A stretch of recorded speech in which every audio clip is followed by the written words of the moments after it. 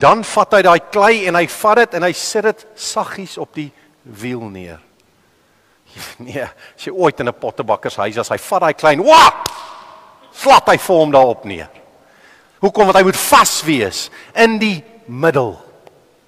In die middel, hy moet gesentreer wees, want as ek nie in die middel is nie, dan begin daai klei so maak soos wat van ons se lewens partykeer maak. As ek nie gefokus is op Jesus nie, ek raak so besig met my program en alles wat rondom my gaan, dat ek begin mis waarmee hy besig is.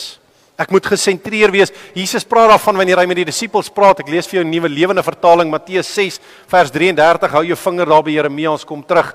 Hy sê nee, maak die koningsheerskappy van God en dit wat voor hom reg is, julle prioriteit.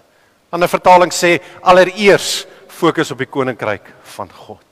Maak God se koningsheerskappy en dit wat vir hom reg is, jou prioriteit, dan sal God vir julle hierdie ander dinge byvoeg. Daar is net een God. Amen.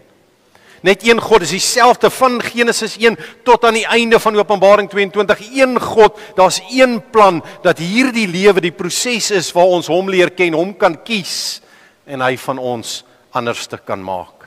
En ons raak so besig met dit in hierdie lewe.